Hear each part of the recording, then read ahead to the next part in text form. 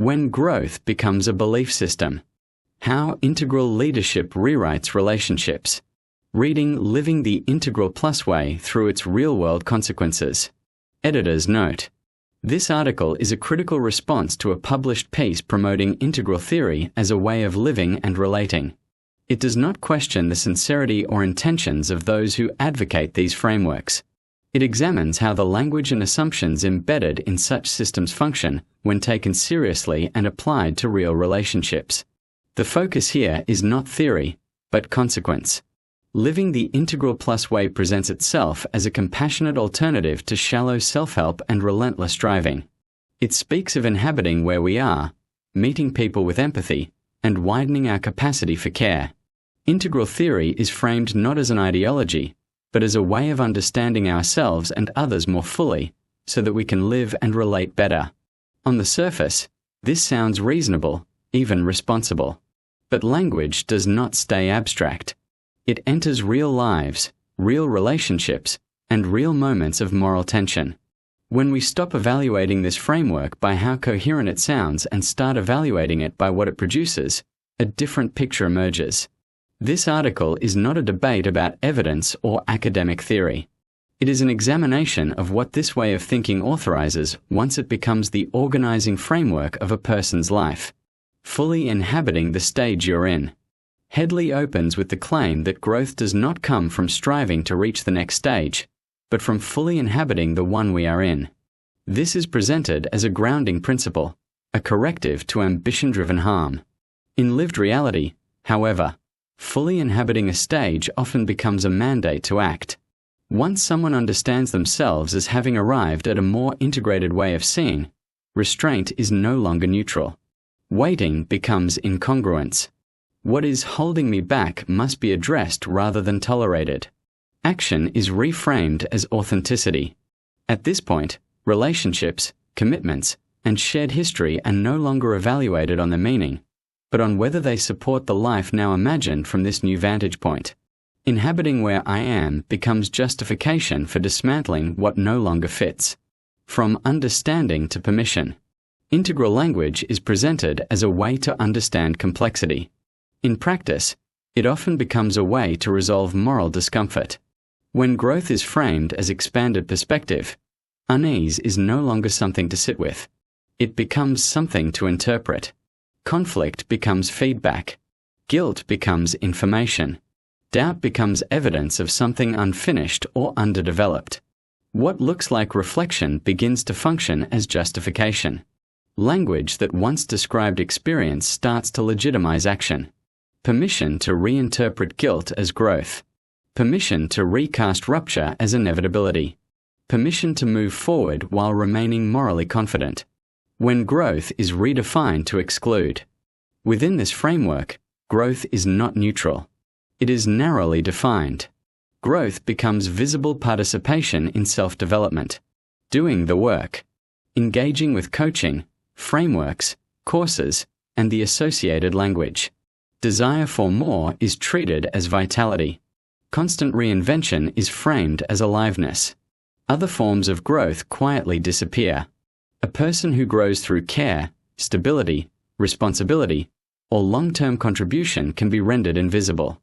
Contentment is reframed as complacency. Loyalty becomes lack of ambition. Staying becomes stagnation. This is where a wedge is driven. One person is now growing because they are willing to do the work of self-development. The other is not growing because their growth takes a different form. Growth becomes exclusive. One is evolving. The other is being left behind. Difference is reclassified as deficiency. Once growth is defined this way, separation no longer needs to be owned as a painful choice. It can be narrated as misalignment. The language does the work of dividing people while preserving moral certainty. Meeting people where they are, without telling them. Headley describes meeting people where they are as a hallmark of effective leadership and coaching. In theory, this implies dialogue, curiosity, and mutual understanding. In practice, the meeting often happens internally rather than relationally. One person decides where they themselves are developmentally. They then decide where others are. These conclusions are rarely negotiated. They are inferred. Past effort is reinterpreted. Years of shared striving can be reframed as one person manifesting while the other obstructed. The future is quietly closed off. If the other has not grown so far, they are assumed not to grow later.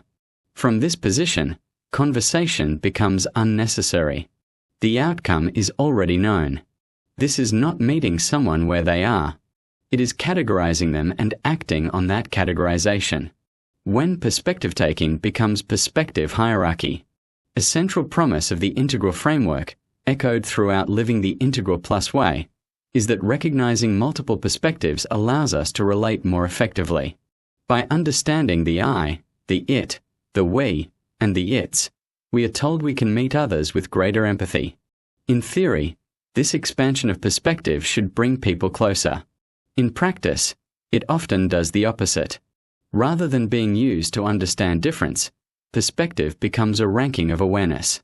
One person is understood to see primarily from their own position. Another can take the view of others. Another can hold multiple viewpoints. At the upper end, one is said to see across all perspectives. Once this hierarchy is internalized, relationship dynamics quietly shift. Disagreement is no longer mutual. It becomes developmental. Difference is no longer negotiated. It is diagnosed. Relational tension is no longer shared. It is attributed. The person who understands themselves as holding the wider, more integrated view does not simply disagree with their partner. They believe they see more. The partner's concerns are reframed as perspective limitation rather than legitimate difference. Resistance becomes evidence of ego, fear, or inability to hold complexity. What was meant to foster empathy becomes justification. Perspective taking is no longer used to stay in dialogue, but to explain why dialogue is no longer possible.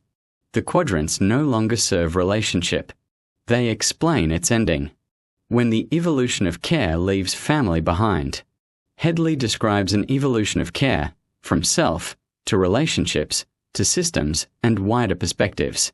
Each stage is said to include the one before it. In practice, priorities shift. Care for close relationships becomes secondary to care for personal evolution and future potential. Love may still be acknowledged, but it no longer carries decision-making weight. Family relationships are treated as important, but not decisive. The future self, the future life, and the future vision take precedence. Those closest to the person doing the work experience not inclusion, but displacement. Care has not expanded to hold them. It has moved past them. Growth without a stop signal. A defining feature of this way of living is the absence of a stopping point. There is no moment where enough growth has occurred. No threshold where stability is valued over transformation. No mechanism that asks whether the work itself has become destabilizing. Every rupture can be reframed as necessary. Every loss can be absorbed as part of the process. Every concern can be met with deeper language. When a system has no internal break, outcomes are externalized. Others carry the cost. The rewriting of the past. One of the most damaging consequences of this belief structure is not change itself, but reinterpretation. Relationships once described as loving are recast as constrained. Long periods of stability are reframed as unconsciousness. Shared responsibility gives way to developmental inevitability. This is rarely done maliciously. It is done coherently. The framework supplies a storyline that makes everything make sense, including contradiction. But coherence is not truth. And for those on the receiving end, the experience is profoundly disorienting. Where the framework tips into belief. At this point, the issue is no longer whether the framework is insightful or helpful. The problem is belief in a system that becomes unquestionable, self-justifying, and superior to lived reality, the same mechanism that allows cults to feel righteous while doing harm. This comparison refers to structure, not accusation. It describes how belief systems can become closed, self-validating, and morally insulating, even in the absence of coercion or ill intent. When belief reaches this point, it no longer sits alongside conscience, relationships, or shared reality. It replaces them. Decisions are no longer tested against impact, but against alignment. Feedback is no longer received, but interpreted. Responsibility is no longer negotiated, but narrated. When belief replaces discernment, harm does not need to be denied. It only needs to be reframed. This is how rupture becomes growth. This is how detachment becomes maturity. This is how certainty survives contact with damage. The question is no longer whether integral theory is well-intentioned. The question is whether a framework that encourages people to act decisively from their perceived level of development can coexist with long-term relational responsibility. Who pays for this way of living? The article speaks at length about inner work and perspective. It does not ask who bears the cost when these ideas are acted upon. Partners absorb emotional distance. Children adjust to narratives they did not choose. Families are expected to honor growth they had no voice in. The person undergoing transformation remains the center of the story.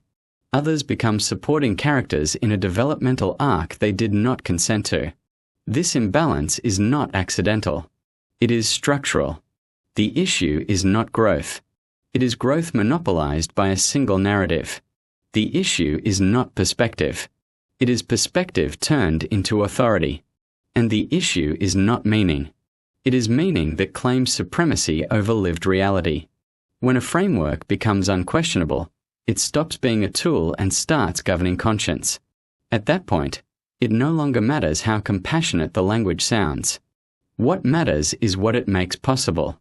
And what it makes possible is visible, again and again, in the lives left behind.